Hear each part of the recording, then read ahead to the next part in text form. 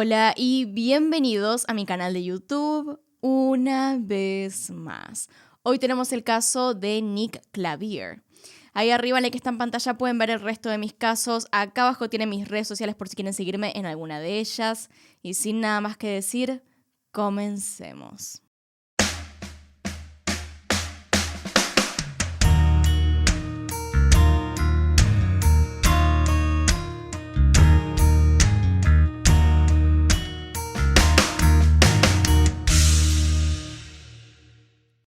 Era el 24 de octubre de 2015. Nick Clavier se preparaba junto a sus 4 hijos para salir en un día de pesca. Bien temprano por la mañana salieron los 5. Primero visitaron a la madre de Nick y un rato más tarde partieron a pescar. 3 hijos atrás, una adelante en el asiento del copiloto.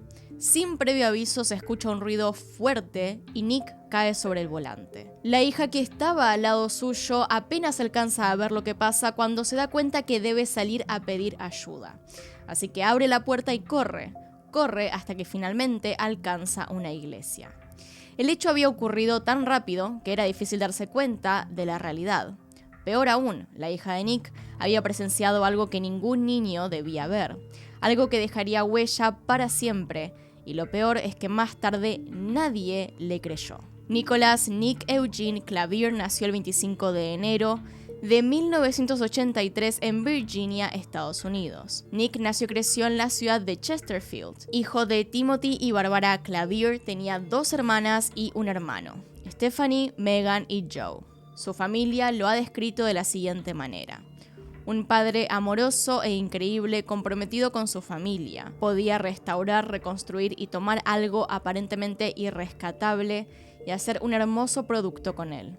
Le encantaba su labrador negro, Max, y era un amante de los animales. Era generoso con su tiempo. Cuando alguien lo necesitaba, respondía. A principios de la década del 2000, luego de terminar la secundaria, Nick conoció a Melody Boehm, con quien inició una relación amorosa. Luego, en el año 2005, se casaron y se mudaron a vivir juntos.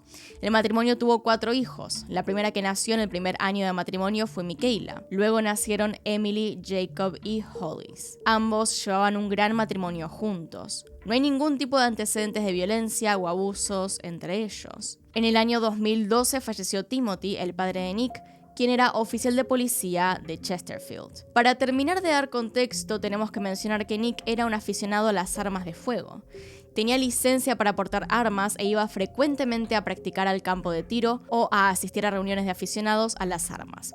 Por lo tanto, él siempre cargaba con un arma encima y sabía manejarla. Nada que intentara sería un accidente. Una vez que la niña logró pedir ayuda, la policía y la ambulancia llegaron al lugar rápidamente y encontraron a Nick al borde de la muerte. Fue llevado a urgencias, pero su estado ya era irreversible. Mientras tanto, aseguraron la escena del crimen y comenzaron con las investigaciones. Según cuentan Melody, la esposa, y Bárbara, la madre, cuando la llamaron por teléfono les dijeron que había sucedido un accidente, que los niños estaban bien pero que Nick estaba internado. En ningún momento les dijeron del crítico estado en el que realmente se encontraba. Se enteraron recién de esto cuando llegaron al hospital y los médicos mismos les dijeron que no sobreviviría. En ese momento solamente lo mantenían con vida porque era donante de órganos. Luego de unas horas, Nick falleció. Los médicos le informaron a la familia que Nick tenía una bala alojada en la cabeza. Tanto la familia como a cualquier persona a la que le contaron esto pensaron que se trataba de un homicidio, instantáneamente. Pero los investigadores tenían una hipótesis totalmente contraria, casi hasta absurda.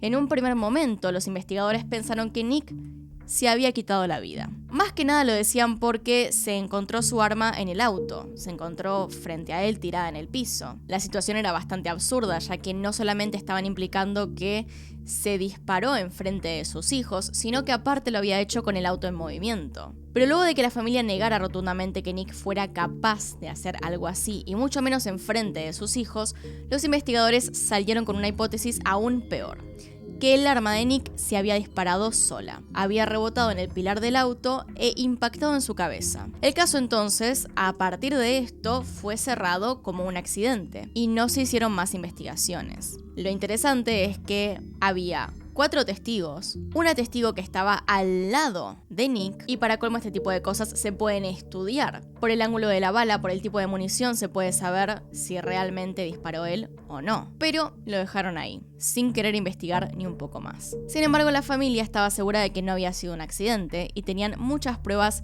y evidencias para respaldar esto. Algo tan básico como el testimonio de la hija que había presenciado todo, el cual los investigadores nunca tomaron en cuenta. Está bien que ella en un principio no se acordaba tanto, pero a medida que pasaba el tiempo, iba recordando cada vez un poquito más. Y eso era muy útil. Incluso Michaela, con el paso del tiempo, logró hacer un dibujo de cómo recordaba que era el auto donde estaba la persona que le había disparado a su padre. Melody, en su intento por buscar respuestas, se había contactado con un experto en balística. De hecho, llevaron la bala a un laboratorio. Todo daba a entender que el calibre de la bala era diferente al de la pistola que Nick tenía en el auto. Melody fue con esta evidencia a la policía, preguntando si podían reabrir el caso, pero la respuesta fue negativa. ¿Y por qué? Según los investigadores, él probablemente se había confundido de bala y eso era todo. Quizá habría agarrado alguna del campo de tiro al que iba y al recargar se confundió. Claro, una persona que no comprueba esto o que quizás no sabe mucho del tema podría creérselo, pero la familia sabía por el experto que eso no era posible, ya que directamente el calibre alojado en el cráneo de Nick no era el mismo del arma, sino que era más grande. No entraba directamente. Es decir, que no podría haber metido la bala ahí para dispararse. Luego estaba el hecho de que el arma que tenía Nick, la cual supuestamente para los investigadores era la que se había disparado de la nada, estaba todavía con el cargador lleno. Es decir, no faltaba ninguna bala. ¿Cómo había terminado una bala en la escena entonces? ¿No era más probable que Nick hubiera querido defenderse de algo y que por eso su arma estaba frente suyo? Pese a todo esto, tomó varios años para la familia, que tuvieron que recurrir a todo tipo de ayuda para que el caso sea reabierto e investigado.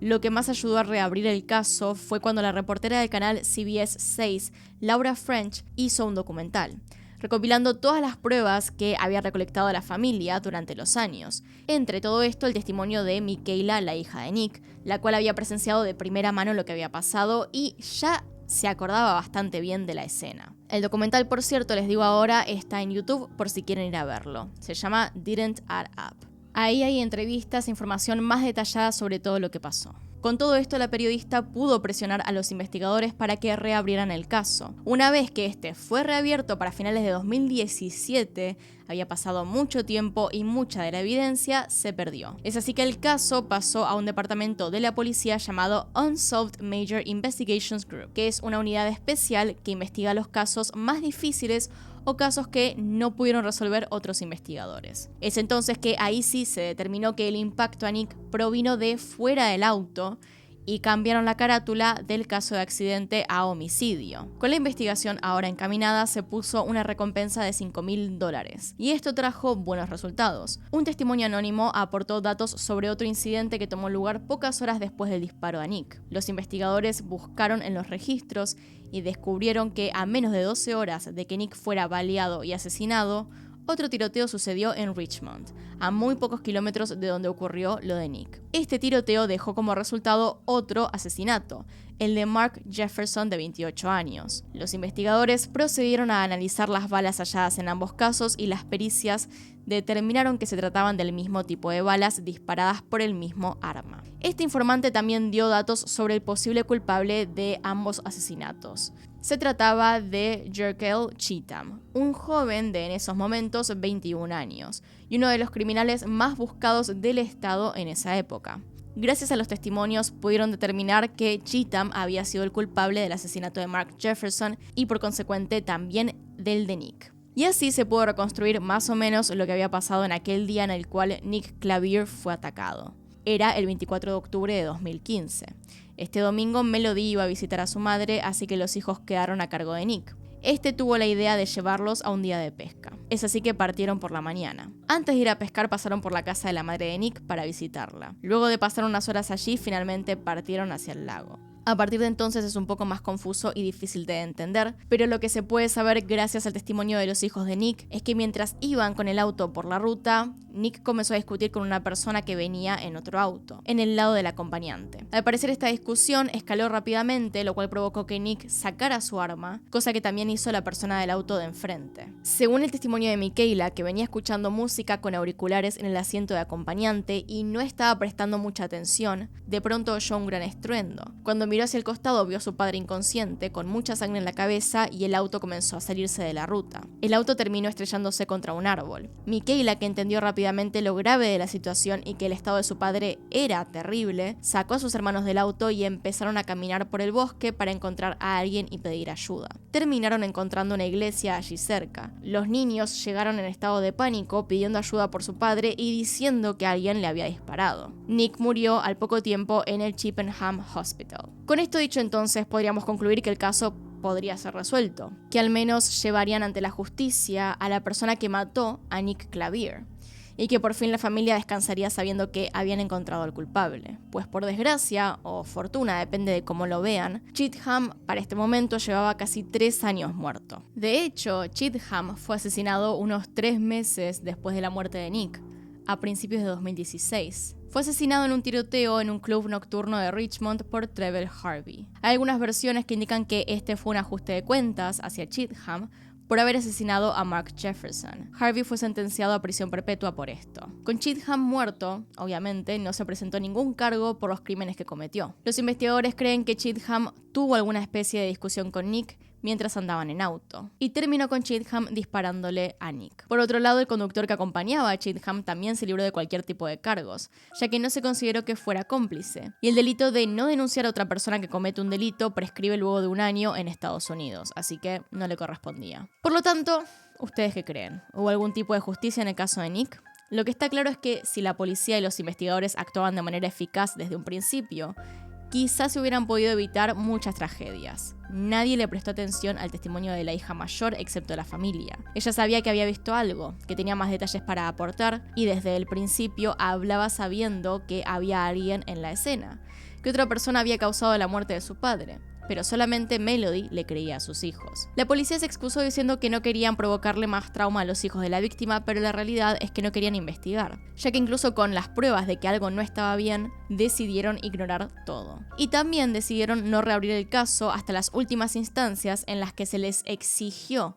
que lo hicieran. Pero bueno, ese es todo el video por hoy. Díganme qué opinan abajo en los comentarios, que los estoy leyendo. Acá están los Patreons y los miembros del canal. Gracias por apoyarme a través de esos medios. Y sin nada más que decir, acá tienen un video nuevo, acá tienen un video recomendado. Se pueden suscribir haciendo clic en mi cara y nos vemos en otro video.